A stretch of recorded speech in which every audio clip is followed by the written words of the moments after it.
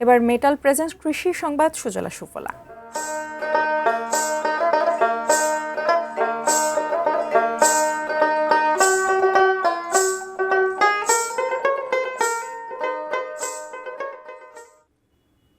প্রবাস থেকে ফিরে কৃষিকে পেশা হিসেবে বেছে নেন মানিকগঞ্জের যুবক রোমান মিয়া। গড়ে তুলেছেন এক আদর্শ আম বাগান, তাতেই সাফল্য। জেলার সফল কৃষি উদ্যোক্তা হিসেবে সুনাম অর্জন করেছেন তিনি। মানিকগঞ্জ প্রতিনিধি আবুল কালাম আজাদের পাঠানো তথ্য ও ছবি নিয়ে ডেস্ক রিপোর্ট।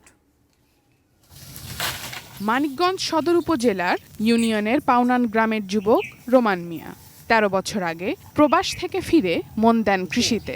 রংপুর থেকে ৪০টি হাড়ি ভাঙা আমের চারা সংগ্রহ করে তৈরি করেন আম বাগান। এরপর বিভিন্ন স্থান থেকে উন্নত জাতের আমের চারা এনে লাগিয়ে বাড়াতে থাকেন বাগানের পরিধি। বর্তমানে তার ৪ বিঘা জমির এই বাগানে রয়েছে শতাধিক আম গাছ। হাড়িভাঙা, হিমসাগর, আম্রপালি, বাড়িচার, Miyazaki, king of Chakapat, banana mango ও খিরসাপাত সহ বিভিন্ন জাতের আমে ভরে উঠেছে গাছগুলো। আমি প্রতি বছরই রোমান ভাইয়ের এখান থেকে আম নেই, আম নিয়ে আমরা বিক্রি করি, আমরা খাই। খুব ভালো আম। এখানে আম কিছু পাড়া শুরু হয়েছে, এখানে লেবার কম, আম পাকলে লেবার থাকবো ৫-৬জন লেবার থাকবো। রোমান মিয়া জানান, বছরে বাগান পরিচর্যায় খরচ হয় ৪০,০০০ টাকার মতো। এবছর অন্তত ৪ লাখ টাকার আম বিক্রির আশা তার।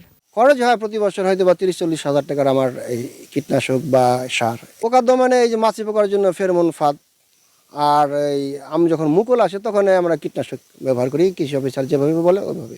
কৃষি কর্মকর্তারা বলছেন, মানিকগঞ্জ জেলার মাটি আম চাষের বেশ উপযোগী। আধুনিক চাষ পদ্ধতি ও কৃষি প্রযুক্তি ব্যবহার করলে রোমানের মতো লাভবান হবে উদ্যোক্তারা। মানিকগঞ্জ জেলা আম চাষে উপযোগী হলেও এখানে শস্যের নিবিড়তা বেশি থাকায় মানুষ আম চাষে থেকে কম ঝুঁকে। তারপরেও বেশ কিছু আগ্রহী কৃষক মানিকগঞ্জ জেলায় আমের চাষ করে থাকে। ঢাকার কাছাকাছি হওয়ায় মানিকগঞ্জে উৎপাদিত আম কৃষকরা বিক্রি করে ভালো টাকা উপার্জন করবে।